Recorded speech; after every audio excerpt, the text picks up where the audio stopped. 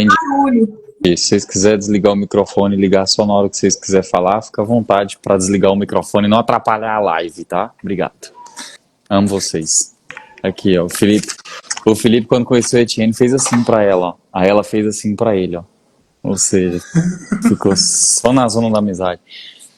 Pessoal, muito boa noite para vocês. Para quem não me conhece, eu sou o Danilo Leão, faço parte dessa família maravilhosa que vocês estão vendo aqui, que a gente chama de Famílias Inabaláveis. E essa noite eu vou comandar com vocês aqui a live. Eu vou começar ela da seguinte forma. Eu vou começar fazendo uma afirmação na sua vida que eu vivi e que eu vivo todos os dias da seguinte forma. Quando você tem 1% de chance de sucesso com Deus, vale mais do que 99% de chance de sucesso sem Deus. Por que eu estou falando isso para você? Porque no meu caso, e no caso da minha esposa, a gente tinha só esse 1%. E agora, como confiar e como persistir na vida quando você tem só 1% é o desafio. É aí que vale. Porque assim, ó, só se agrada o coração de Deus quando você assume um novo desafio. Porque você só precisa de ter fé quando existe algo que você não consegue sozinho. Então, eu e minha esposa, na verdade, eu queria que ela estivesse aqui para contar para vocês. Hoje eu trouxe um papel com os percalços. Não teve muito, tá, gente? Não teve muito percalço, foi de boa. E não sei se dá para terminar em 1 hora, mas se não der, outro dia eu conto a outra metade da história. E olha que esses percalços aqui é só até 2020, tá? O daqui para frente eu não botei, porque aqui, ó, o papel acabou, ó, tá? Então é o seguinte, eu queria que ela estivesse aqui, mas ela não tá, que ela tá colocando o Samuel para dormir, mas se ela estivesse aqui, vocês iam sentir algo totalmente diferente. Não que não vá ser bom, acredito que vai ser excelente. Então deixa eu começar assim, ó. 2016 nós casamos, tá? E 2016 para 2017 nós nunca evitamos ter filho. A gente sempre quis ter filho, mas no primeiro ano eu não estava muito aberto para ter filhos. Então o que a gente fez? Sexo, né? Mas não fizemos filhos. O melhor, gente, eu não sei se vocês sabem aqui, rapidinho, Danilo. Para ter filho tem que fazer sexo, tá? Não sei se todos aqui têm essa ciência, mas é um ponto importante de se ressaltar, tá? É a regra básica, tá? No latim a gente chama de condição sine qua non. Sine qua non é sem a qual não existe, né? E aí 2017, depois que a gente fez um ano de casado e que a gente se acertou, quer dizer, que a gente se acertou, a gente falou assim, vamos ter filho agora? Vamos embora. A gente nunca evitou, né? Mas a gente começou o processo de ir atrás do filho. Então o que acontece? A minha esposa começou a fazer os exames dela, começou a fazer vários exames, exame de sangue, exame de hormônio, exame de... o caralho é 4 que vocês imaginar. E todos os exames dela saíam perfeitos, tá? Para quem não sabe, a minha esposa também tem ela é mais velha que eu, e para quem não sabe, toda mulher depois dos 35 anos, a chance dela de engravidar cai muito. Depois dos 40 cai demais, e depois de uma certa idade é praticamente impossível. E a gente estava nesse limite de praticamente impossível. Mas a grande questão é que todos os exames que ela fazia, hormônio espetacular, sangue, vitaminas, bababá, ovulação, tudo espetacular. E a gente falou assim, então tá feito, né? Tá, a gente vai engravidar fácil. Lê do engano. E aí a gente começou a procurar alguns médicos, e aí a gente fez alguns procedimentos, assim, ó, por exemplo, indução de ovulação, coito programado. Para quem não sabe o que é isso, o médico vai lá dar um hormônio para expor para sua mulher, e aí ele induz que ela ovule, e aí você tem que fazer sexo naquele dia. No coito programado é a mesma coisa, só que é mais específica ainda. Ela toma o hormônio, e aí tem um determinado dia ou determinada hora do dia que você tem que fazer sexo para engravidar, né? Ou seja, é tudo programado. É natural, porque é sexo normal e tudo mais, né? Tem a troca de fluidos corporais, mas tem uma ajuda de alguns hormônios para que aconteça essa ovulação, ou para que ela aconteça no momento certo, né? Tem lá seus dias e tudo mais. E aí o que acontece? minha esposa fez depois que a gente fez algumas tentativas dessa e tudo mais, ela foi lá, aí ela foi no médico, o médico falou assim, ó, você tem um mioma. Para você que não sabe o que é um mioma, é como se fosse um carocinho que tem dentro do útero da mulher, tá? E a gente foi no médico muito renomado aqui em Goiânia, muito renomado mesmo, e ele falou assim, ó, se você não tirar esse mioma, você nunca engravida. Começa aqui a história. Porque é o seguinte, a gente foi em outro médico que acompanhava a gente e falou assim, ó, eu já vi mulher que tira o mioma e tira o útero ao mesmo tempo, porque sangra tanto que tem que arrancar o útero. Aí se arrancar o útero, não tem mais jeito. E aí a gente naquela, vamos estudar esse mioma para saber se tem que tirar ou se não tem que tirar. Aí um médico fala, não, esse mioma é muito pequeno, não tem problema. Não, esse mioma é pequeno, mas ele pode crescer, e se ele crescer, você pode engravidar e perder o filho. Ah, esse mioma impede que seu filho que cole na parede do útero lá e tudo mais. E o time médico fala assim, não, ele vai crescer, mas se ele vai crescer pro outro lado, e se ele crescer pro outro lado aqui, vai para dentro do corpo e não para dentro do saco gestacional, não tem problema. Ou seja, era igual aquele programa do Silvio Santos que você pedia ajuda para os universitários. Você entrava com dúvida e saía com muito mais. Exatamente.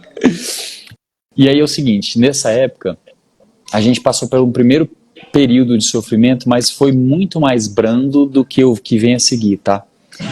E aí que eu me lembro muito bem do seguinte, todo mês a gente comprava teste em farmácia e a minha esposa fazia o teste para ver se engravidava. E todo mês ela acordava mais cedo que eu nessa época, e todo mês eu acordava cedo, via um teste de farmácia no lixo e via que ela tinha chorado. Eu percebi que ela tinha sentido, porque aquele mês ela não tinha engravidado. E ela só tinha chance no próximo mês. E a gente não sabia se no próximo mês poderia mais engravidar ou não.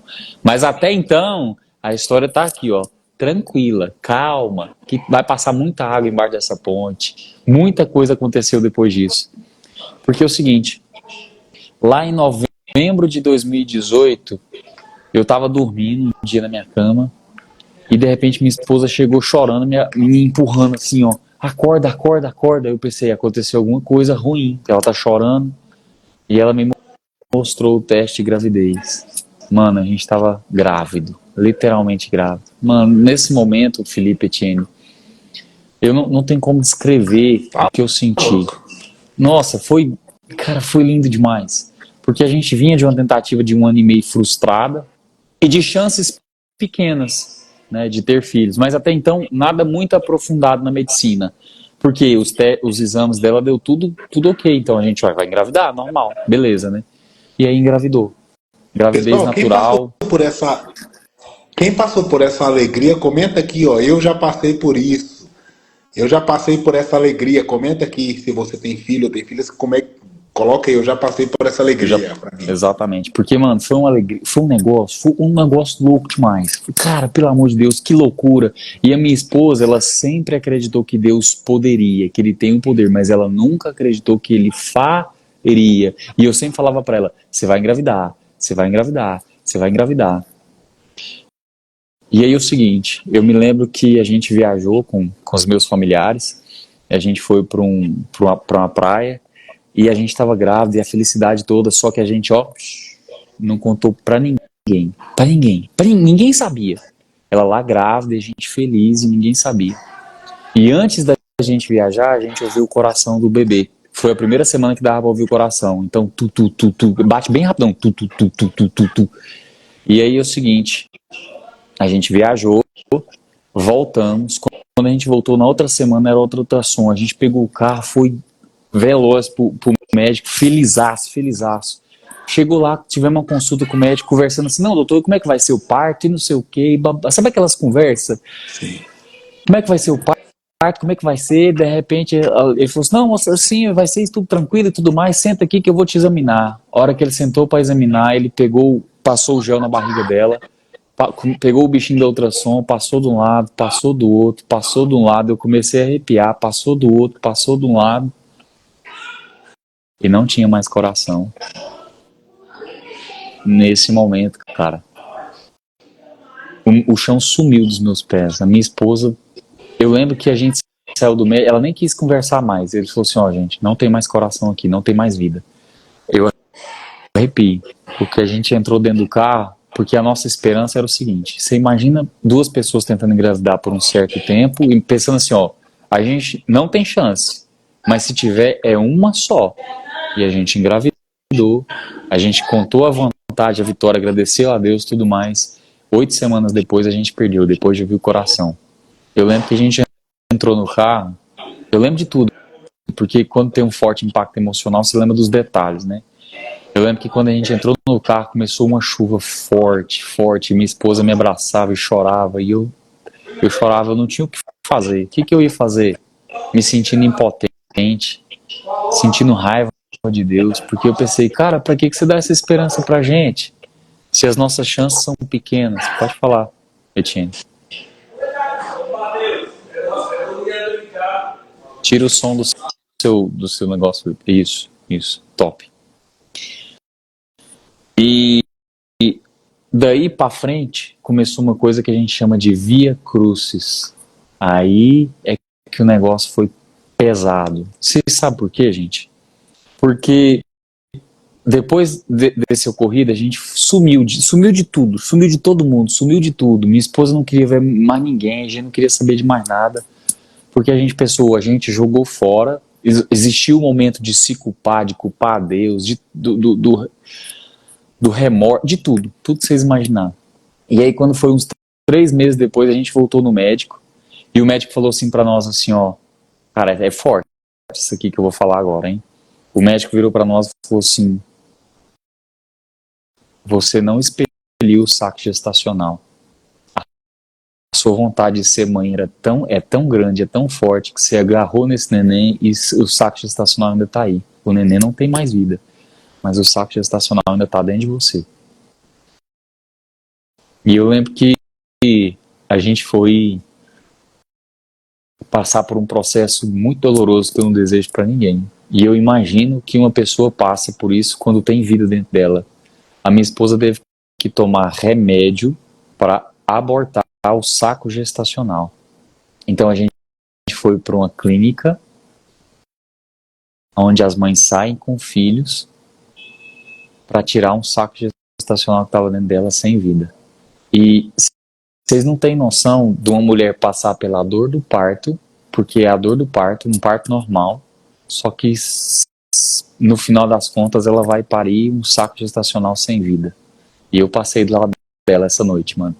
Segurei na mão dela, ela gritava durante a noite, gemia de dor. Acho que ela tomou morfina, não sei, pra passar a dor. E ela passou essa noite inteira sofrendo. E no final da noite, não precisou fazer um procedimento chamado curetagem, porque ela expeliu o saco gestacional. Um saco desse tamanho preto. E lá dentro estava o nosso filho, que não tinha mais vida.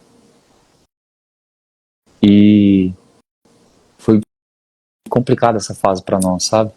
Porque isso não era a resolução do problema, porque a gente ainda queria ter filho. A gente falou, pô, eu não posso desistir de ter filho, apesar que ela estava muito abalada. E aí a gente passou a investigar as causas do aborto, porque a gente pensou, se eu tiver outro filho, eu posso ter outro aborto. E eu não sei se eu estou preparado para ter outra situação dessa na minha vida. Eu sei que tem muita gente que teve 4, 5 abortos e eu não menosprezo o sofrimento de ninguém. Só que tem muita mulher que aborta com 22, 23 e ela tem chance de ter muitos outros filhos. Uma mulher que aborta e ela acredita que não tem mais chance de ter filho, ela perde a esperança dela. É uma pessoa sem esperança, é uma pessoa sem alma, sem vida. E aí a gente passou a investigar as causas e é aqui que acontece, sabe o quê? É aqui que acontece a nossa via crucis, porque a gente andou muito, a gente ouviu muito. Vocês vão ouvir um pouquinho do que a gente ouviu aqui. Quando a gente começou a investigar essas causas, a gente foi nós fomos em vários médicos renomados, médicos que cobravam caro na consulta, em Goiânia, fora de Goiânia e tudo mais. E a gente começou a pensar que não era pra gente. E a gente chegou a cogitar outras coisas. A gente chegou a pensar em adoção, que é uma coisa linda, maravilhosa. A gente pensou em óvulo doação. Se você não sabe o que é óvulo doação, eles pegam o óvulo, porque a gente foi nos médicos e nesse momento os médicos falaram pra gente assim, ó, a sua esposa, vocês dois têm menos de 1% de chance de engravidar. 1%. Por quê? Porque a minha esposa já tinha uma avançada para ser mãe, para engravidar, porque nós temos uma diferença de sangue, uma diferença sanguínea, o meu sangue é A positivo, o dela é O negativo, e nesse primeiro bebê a gente descobriu que tem um negócio que eu não me lembro o nome, que tipo, dá um RH positivo, é como se assim, ó, a barriga da mãe detecta que o neném que o bebê tem o sangue do pai. E aí é um sangue positivo dentro de alguém que tem sangue negativo. Aí o corpo da mãe começa a atacar o bebê.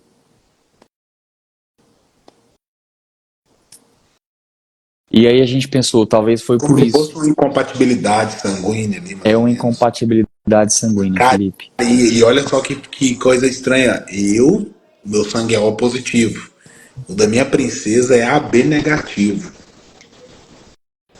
E aí vocês têm que tomar cuidado, Felipe, porque é o seguinte, existe uma injeção que você toma que você engana os anticorpos da mãe, você engana eles para eles não atacarem o feto. Só que a gente não sabia disso no início, tá? Só que é o seguinte, uma vez que o corpo dela determina que se tiver um sangue positivo dentro dela, ele vai atacar, você tem que reverter a situação. É como se assim, o corpo não sabia. Agora ele sabe que se entrar Então, ou seja, se a gente engravidasse, podia engravidar e ao mesmo tempo já ser atacado. Ou seja, tem que tomar essa injeção antes da gravidez. Tem que tomar antes e a injeção tem que dar certo, ou seja, ela tem que reverter essa consciência corporal da mulher. Eu não sei falar o termo técnico, mas ele tem que fazer isso. Entendi. E aí, nesse momento, a gente procurou essa óvulo doação, sopesamos, falou não. Aí a gente procurou a FIV. Você sabe o que é FIV? FIV se chama fertilização in vitro. Sim. A fertilização in vitro, eles tiram o esperma do homem, né? Você vai lá, passa por aquele processo que o Felipe já passou, né? Você vai lá e faz um negócio. Exame da vergonha, exame da Um vergonha. exame da vergonha, você vira pra mulher e fala, toma essa porra. Taca a porra aqui, ó. Que vergonha, que merda. E aí ele tira os espermatozoides melhor, tira os óvulos melhor da mulher, faz é como se fosse uma suplementação de hormônio nela, tira os óvulos e vai lá e fecunda os óvulos e aí põe dentro da mulher os óvulos que são bons. Esse procedimento, ele não é aceito, nós somos de raiz católica, não é aceito pela Igreja Católica, porque a Igreja Católica fala uma coisa e eu concordo plenamente. Toda vez que um espermatozoide fecunda um óvulo, pode ser por 1 segundo, ali tem vida. E se você descarta isso aí, você está descartando vida. E a gente pesou, faz, não faz, não faz, a gente vai acreditar em quem, Felipe e Etienne? Em Deus, Pai. cara, no Pai. A gente vai acreditar em Deus, é Ele. E aí, nesse momento, a gente, além de descobrir isso, descobriu que minha esposa tinha trombofilia. Ou seja, ela poderia sangrar até morrer no parto. Se ela se engravidasse, se tivesse, ela podia sangrar até morrer no parto. Absurdo. Incompatibilidade de sangue, idade que não permite mais, qualidade de óvulo, trombofilia. E mais uma coisa, que se chama, o procedimento chama assim, ó, trompas obstruídas. Sabe o que é isso? Gente, Ou isso seja, aqui, tudo certo pra dar errado. tudo certo para que 1% se transforme em 0. E aí é o seguinte, trompa obstruída é o seguinte, dentro do óvulo, não, do aparelho genital da mulher, tem as trompas, que levam lá para onde fica, 2 bichinhos assim, ó, onde fica o óvulo, né? Os ovários. E os óvulos, né? E aí, trompa interrompida quer dizer que o espermatozoide passa por um canal e aqui ele encontra uma parede, ele não vai até o óvulo. E sabe como que resolve isso? Por um procedimento extremamente doloroso, onde eles jogam contraste dentro da mulher para que eles enxerguem o canal e eles enfiam um tubo dentro da mulher e tentam girar o negócio para que o buraco encaixe com o outro. E aí disseram assim, vai para Brasília, que Goiânia para fazer esse procedimento aqui não vai ter lugar bom não. E a gente pau para Brasília, eu e ela. Chegamos em Brasília, encontramos uma médica fela da puta, que tava mexendo na porra do celular e não sabia o que tava fazendo. Jogou o contraste dentro dela. Você imagina o seguinte, abre o canal do seu pinto, o Felipe, e joga um trem lá dentro. E que ele expande e gela. Cara, pelo amor de Deus. E eu não podia estar lá dentro com ela, tá? Eu não podia estar dentro da sala com ela.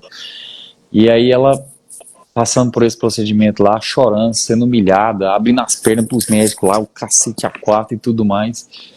E aí passou pelo procedimento, a mulher sabe no final, sabe o que ela falou para minha esposa? Olha, foi um procedimento muito complicado, eu não sei se deu certo. Não sabe se deu certo. Não sei se deu certo. E com as trompas interrompidas, é humanamente impossível alguém ter filho, porque o espermatozoide não vai furar o buraco, né, e vai atravessar, não tem jeito. Ou seja, mais uma vez, nós só tínhamos Deus. Mas posso contar um negócio para vocês? Nesse momento, é o momento que você que está me assistindo, você desiste. Porque você passa por um processo que eu conheço, que eu aprendi, que chama platô, chama assim, platô de potencial latente. É assim, eu não sei se vai dar para você ver, talvez vai dar para você ver bem aí, ó. Aqui é o tempo na sua vida, aqui é o resultado que você quer. E isso aqui, gente, é o caminho que você quer passar, Você quer passar nesse caminho aqui, Ou seja, você acha que tudo que você vai começar na sua vida vai caminhar assim, Não vai. Ele vai caminhar aqui, E se você persistir, assim como o Felipe falou, um dia você faz isso aqui, Você nem olha isso aqui. E o nome disso aqui a gente chama de Vale da Desilusão. Nesse momento a gente estava totalmente no Vale da Desilusão. Não tinha mais como persistir. A gente já não escutava mais Deus. Não sabia se Ele queria que nós tivéssemos filhos de verdade. A gente, pela medicina, não tinha mais possibilidade. E todo mês a minha esposa ia lá, fazia o teste e chorava. Fazia o teste e chorava. Caraca, velho. E eu vou falar para vocês, nesse momento a gente realmente pensou em desistir, porque era muita barreira para um acontecimento que tinha muita pouca chance de acontecer. E aí a gente conheceu um médico em Goiânia, chamado Dr. Eduardo Honorato. E esse médico virou para nós e falou assim, olhou os exames da minha esposa, ouviu toda a história e falou assim, gente, deixa eu falar um negócio para vocês. E seu marido? Como é que é seu marido? Aí eu sou excelente, maravilhoso, tudo bem. Ele falou assim, não, vamos examinar seu marido? Aí lá vai eu de novo. Deixa eu ver o saco dele, deixa eu ver como é que tá esse negócio. Deixa eu ver esse marido que você tem aí, se isso é homem que preste. Vê se esses ovos não tá choco. Vê se esse ovo não tá choco. Lá vai eu descobrir que é o seguinte, ainda tinha mais uma coisa que piorava. O ovo choco. Os meus espermatozoides, além de ser uma quantidade muito baixa, para vocês terem noção, um homem a cada ejaculação, ele produz aí de 200 a 300 milhões de espermatozoides. Isso é um homem saudável. Eu produzia 120 milhões. Pô, 120 milhões é muito? Só que é o seguinte, os seus espermatozoides não são 120 milhões de guerreiros. E esse é o grande problema. Além de ser pouco, a grande maioria dos meus... É porque assim, de 100% dos espermatozoides, 30% já vem morto, entendeu? Aí vai lá, mais 20% vem com duas cabeças. Aí um quer ir pra cá, outro quer ir pra lá, entendeu? Aí você tem que ir pro óvulo, o negócio tá fechado, um quer ir pro... Não dá certo. Só que os meus espermatozoides, apenas 10 ou 15% funcionavam. E eu descobri que eu tinha varicocele. Só que eu tinha um outro problema além da varicocele, sabe o que é? O medo da faca. Imagina uma pessoa que nunca passou por uma cirurgia, a primeira cirurgia que eu ia passar ia rasgar meus cucos.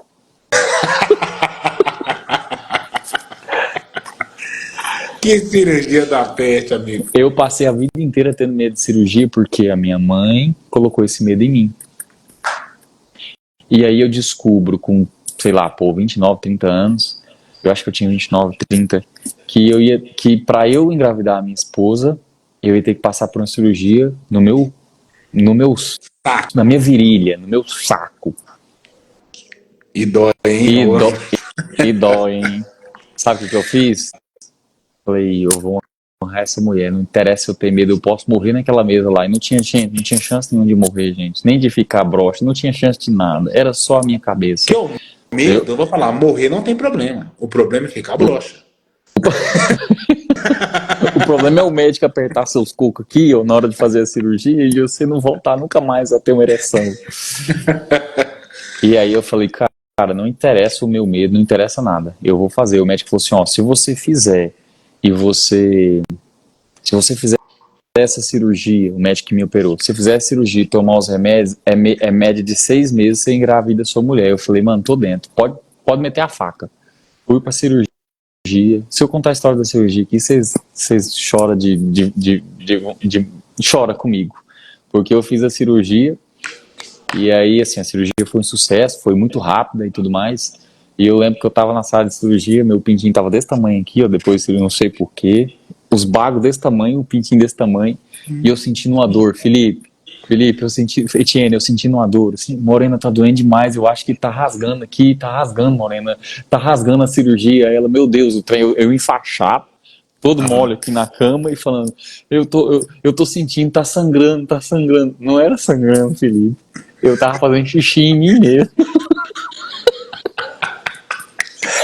Eu me mijando e minha mulher assim, ó. E minha mulher assim, meu Deus, ele tá sangrando, eu vou chamar o médico. Aí quando eu percebi que eu tava me mijando, sabe o que ela fez? Não tinha um pinico, não tinha nada. Ela pegou um copinho descartável e ela vinha lá, botava no meu pito, eu mijava no copinho, ela, agora você para que eu vou jogar fora. Aí ela corria lá, enquanto ela corria, eu continuava mijando, porque eu tava operado, eu não sentia nada. E ela, espera que eu tô voltando.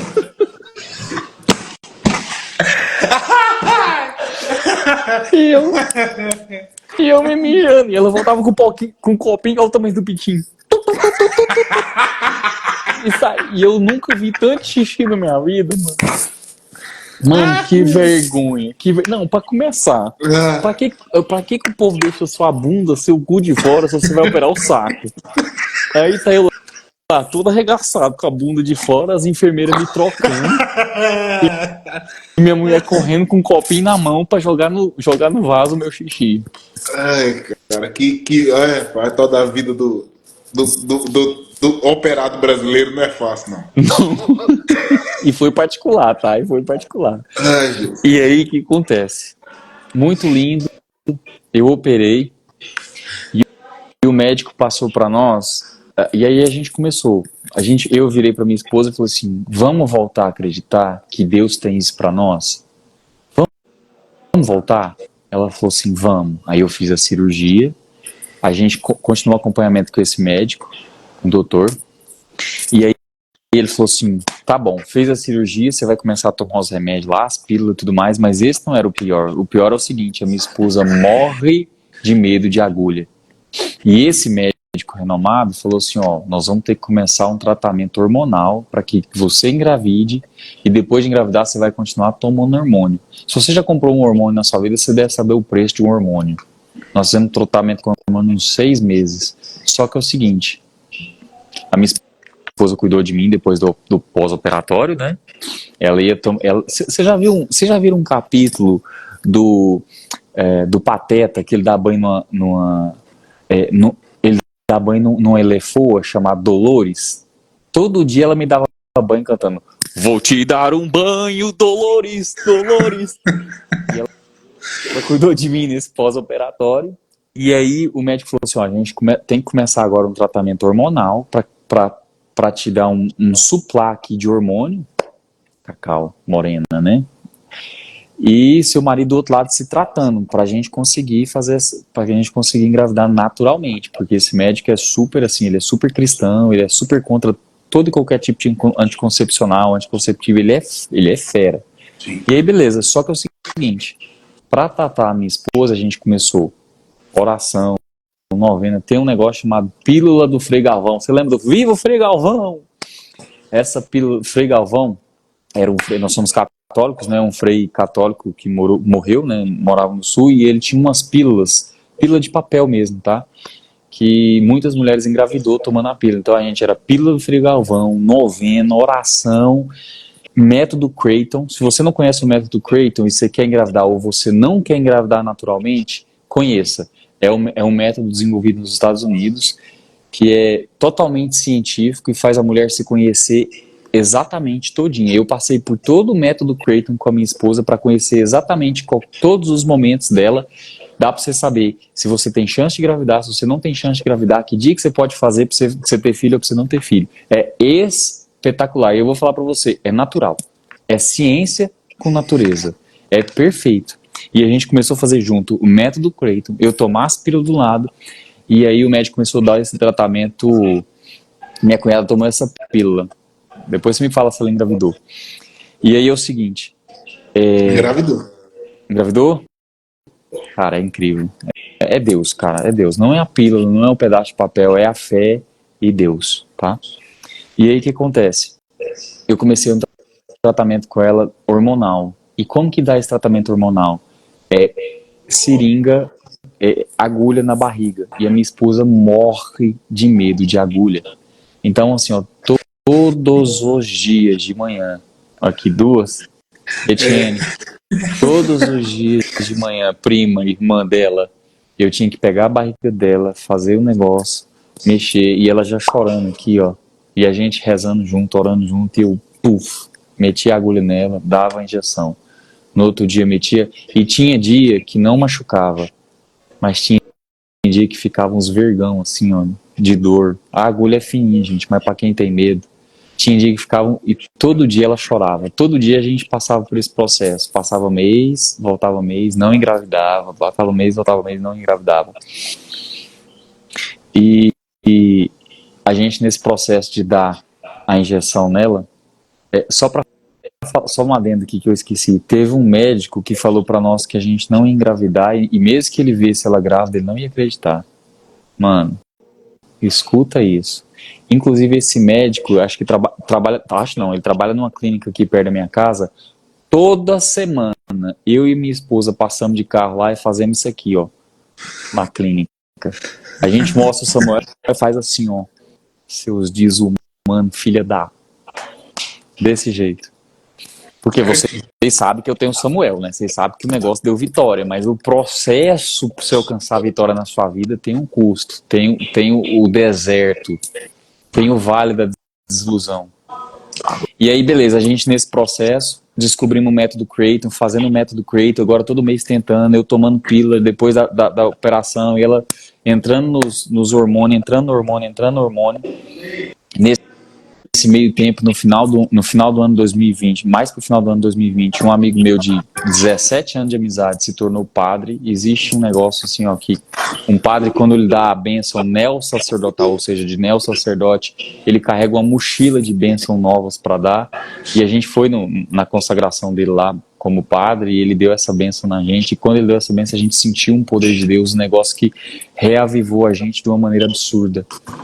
E nesse processo de todo dia tomar hormônio, quando deu no dia 13, eu sei por conta do método Creighton, tá? No dia 13 do 11 de 2020, nós engravidamos. 7 meses depois que eu fiz a cirurgia, 7 meses depois que eu fiz a operação, e uns 4 meses depois de agulhada todos os dias, na mulher chorando, nesse sacrifício, depois de ir para Brasília e a mulher enfiar um negócio lá, não saber o que tinha, a gente ter essas diferenças todas. E aqui, nesse momento, a minha esposa foi, fez o teste de gravidez, chegou, ela me acordou de manhã de novo, me abraçou, e a gente chorou muito, agradeceu muito a Deus, porque foram 4 anos e uma perda de filho. 4 anos, velho. E o que eu tô contando para vocês aqui é só o procedimento antes tá? Até a gravidez, porque depois da gravidez, os médicos ainda inventaram 70 milhões de doenças para a gente preocupar e ter medo com os nossos filhos. Toda vez que a gente ia fazer um ultrassom, o nosso coração desesperava. E a gente foi fazer ultrassom com outro médico aqui nessa mesma clínica, onde a gente dá dedo toda semana, e o cara deu um sabão na gente. Assim, levou nossa consideração, pegou nosso medo, nossa emoção, jogava no lixo e deu um sabão na gente. 3 vezes. Na terceira vez eu falei assim, não, mano, eu não sou cachorro, não. Eu vou fazer ultrassom com esse homem, mas não. E assim, Ele depois falava, Pode mas falar. ele falava do o quê? Ele falava assim, ó, você está chorando por quê? Você está chorando, o menino tá aqui. Só que ele fazia o seguinte, ele começava a fazer ultrassom e ele ficava calado. O desgramado ficava calado, mano. E esse mesmo médico, sabe o que eu descobri depois? Eu descobri um dia, depois que eu postei o negócio, que esse mesmo médico errou a data de nascimento de duas... Sabe, lembra o Carlos Maia e a Giza? Ele errou a data de nascimento das meninas do Carlos Maia e da Giza, quase que eles perderam as meninas. Depois da gravidez, inventaram hipertensão para minha esposa, inventaram barriga baixa, que eles falam assim, é como se o bebê não fosse encaixar na hora de descer, inventaram um furo no cordão umbilical que impedia com que passasse o alimento para o bebê, inventaram que poderia ter várias doenças psicológicas, porque ela, por conta da idade dela, inventaram que ele poderia ter aquele que os meninos são muito lindinhos, que Síndrome eu de esqueci, Down. síndrome de Down era mato, os médicos falando. E um falava um negócio, um desfalava, o outro falava, o outro desfalava. Nós rodamos essa Goiânia inteirinha, chorando. No dia que o Samuel nasceu e foi na mesma clínica que a minha esposa fez o aborto do saco gestacional, foi na mesma clínica que ela fez o aborto. No dia que ele nasceu, eu lembro que eu deitei num colchão duro que tinha lá num pedaço de pau. E parece que tiraram 3.000 toneladas das minhas costas. 3.000 quilos das minhas costas. Então é por isso que se você me assiste, tudo aquilo que vem na sua vida que foi muito difícil de ser conquistado, que você passou por um processo, você dá valor. É por isso que eu e minha esposa resolvemos falar assim, ó, larga tudo, reduz o seu nível de vida, reduz tudo. O importante é a sua família. É por isso que a gente está aqui toda semana para falar para você assim, ó, tem jeito. A sua família tem jeito, os seus filhos têm jeito, o seu casamento tem jeito. Nós que estamos aqui, ó, nós somos prova disso. A gente fala do que a gente vive, do que a gente vivencia. E eu quero agradecer a você que ficou comigo até agora. Tem muito mais história. Se ela tivesse aqui, talvez ela fosse contar a história de uma forma até que mais emocionante e com mais detalhes, porque ela passou por tudo. Mas eu quero te dizer uma coisa. Se você tem um sonho e o seu sonho está escrito, ele foi escrito por Deus, só não vai acontecer se você desistir, se você cair no vale da desilusão. E agora eu quero fazer Pode fazer. um pedido. Eu quero fazer um pedido. Eu preciso que você mostre a sua família, velho. Não tem uma foto fácil aí, não. Pra você poder botar na live aqui, ó. Deixa eu Uma foto ver. fácil, um Eu não negócio sei se eu fácil consigo aqui. compartilhar aqui foto. Deixa Pra eu gente ver. ver esse príncipe, poxa. Eu consigo. Deixa eu ver. Eu posso te... Compartilhar. Tem você sabe, Tira o Ed? mudo, meu Ah, amorzinho. Tira o share, vamos mudo. ver. Não. Share, eu tô... Etienne, fala. Tira o mudo. Eu não sei. É porque eu não estava conseguindo tirar um. Pega um quadro aí, você não tem um quadro que tem uma foto? Segura aí, segura aí. Pessoal, sabe por quê? Existem. Às vezes vai ter um momento na tua vida que você vai pensar em desistir. Por quê? Desistir costuma ser mais fácil, porque a persistência ela demanda muita energia. Gente, minha princesa costuma falar um negócio que eu acho incrível. Que ela fala assim, ó, tudo é difícil. Estar dentro de um casamento é difícil? É, mas divorciar também é difícil? É, então escolha o seu difícil. Entende? Desistir é difícil? É. Mas persistir também é difícil? É. Então escolha o seu difícil. Trouxe o álbum da família da vovó aqui, ó. Na verdade, primeiro eu vou mostrar eu e ela, porque eu só tenho uma foto da gente aqui, ó. Essa aqui é a minha esposa, minha gatona, linda, maravilhosa, deusa, que eu amo tanto. Oi, Esse aqui somos nós três, no aniversário do Samuel. E esse Olha aqui é o meu aí. milagre, ó. Esse aqui é o meu milagre. Para você que veio aqui hoje e tem um desejo no seu coração de ter filhos, tem um desejo no seu coração de encontrar alguém que te ame do jeito que você é, mas que mude as coisas que que você precisa mudar, mas uma pessoa que te aceite, ou você tem algum desejo, algum milagre na sua vida, acredite, milagres existem. A gente está aqui por conta deles. Pessoal, muito obrigado pela atenção de vocês. Que isso, cara. Eu adorei partilhar essa live com vocês. Pessoal, foi. Nossa, velho, que história maravilhosa. Eu vou falar, isso aí serve de inspiração pra mim, tá? É, papai. Pra mim. E assim, gente, pra você que tá aqui até agora, não deixa seus objetivos ou seus sonhos morrerem por conta das dificuldades ou por conta daquilo que outras pessoas falam, tá? Vai ter, eu falo isso sempre, toda mesa existe, em toda mesa que você se sentar vai existir três coisas: pão, vinho, comunhão, pão e traição. Entendeu?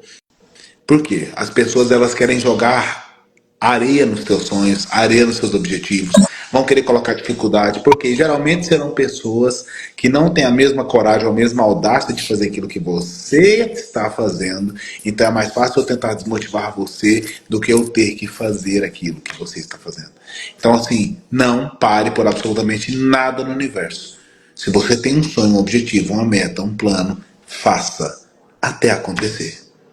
Porque Deus é contigo, meus amigos. Pessoal, obrigado. Obrigado mais uma vez. Meu irmão, obrigado. Que história maravilhosa, cara. Obrigado. Foi uma dose de esperança pra gente. De verdade. Que bom, que bom. Partilhe comigo aí esse desejo de vocês e eu posso ajudar muito vocês, de verdade. De verdade. E conhecer quem ajuda. Porque eu e minha esposa tivemos, depois que a gente desistiu a gente desistiu e quis reconquistar o nosso sonho, foi quando a gente realmente conquistou ele, tá? Não caímos no vale da desilusão. Isso aí. Muito obrigado, pessoal. Foi um prazer estar aqui com vocês hoje. Até terça-feira que vem. Obrigada demais. Um abraço, gente. Fique com Deus. Beijo pra vocês.